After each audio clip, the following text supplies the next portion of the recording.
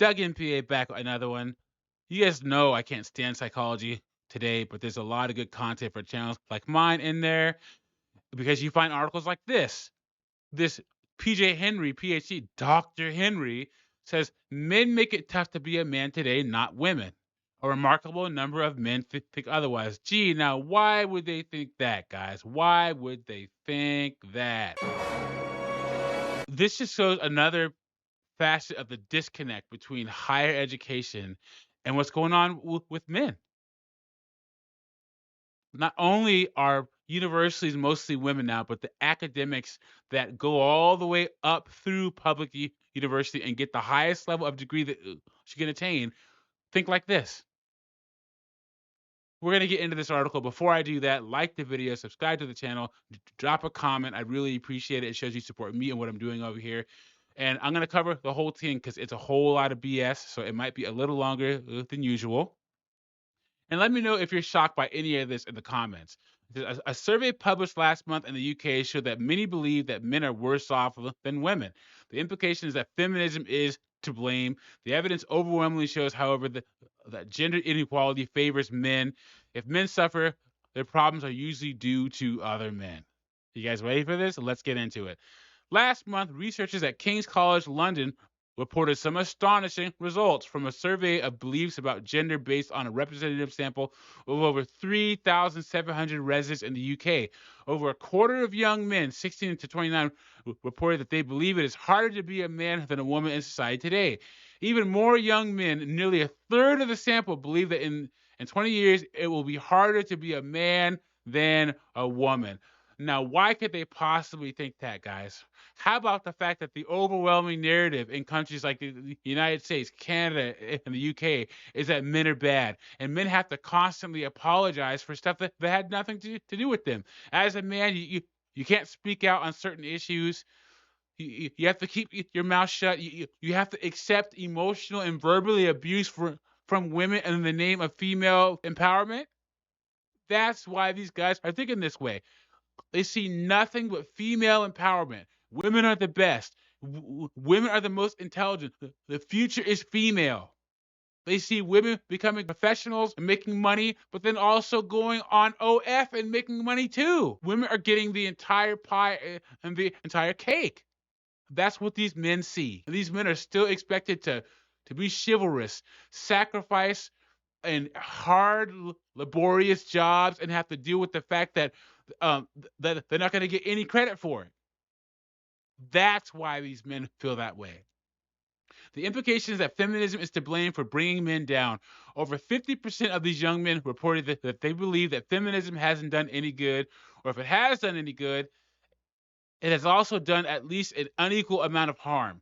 Levels of support in this sample for AT, you can't say Top G's name, unabashed British, M word here, and social media bully are equally disturbing. What makes these results disturbing is that men, at least white men, will probably never have it worse off than women. But regardless, any difficulty about being a man is largely because of men and not women. Doug MPA is black, okay? And I don't think that white men will ever have it as bad as black men. But white men the majority of white men can have it worse off than white women. Because, guys, in my opinion, white women are the most dangerous demographic in the West. You want to know why? Because they're the only group that can play every piece on the chessboard. They can be damsels in distress. They can be CEOs. They can do everything. They can be married to a man of substance, a high-value white man, and then enjoy the benefits of being with him while calling him an oppressor at the same time. It's crazy, guys. It's crazy. White women have the ultimate okie doke in the West. And I try not to make my videos about race, but guys, I'm telling you, no one has it better than white women in the West. Nobody does. People who believe that most women have it better than men, or even as good as men, as most Americans in a similar pupil what are believing, are cherry picking data. It is true that women are admitted to college these days more than men. Oh, yeah, let's just brush over that. And of course, women are always the dubious beneficiaries of benevolent sexism. For example, getting free drinks and meals during dates and being rescued first off sinking ships. Yeah, he's just going to brush right over that, too. But any such benefits to women are profoundly outweighed by hardships that disproportionately affect women. SA, the R word, domestic stuff, socially dictated responsibility for pregnancy, not to mention persistent gender inequalities that are manifest in pay disparities and lack of representation of women in leadership roles in business and governance. There's no country on the planet where women have it better off than men or are even equal to men. In the West, that's not true at all, guys. Come on now.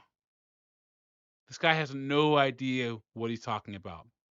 He has a completely, maybe for 20 or 30% of men, but for the average guy, the 47% of men in the US who work infrastructure jobs and have to be told that they're evil and that their jobs not as important as some woman working in some air conditioning office working in HR. Come on, man. Come on.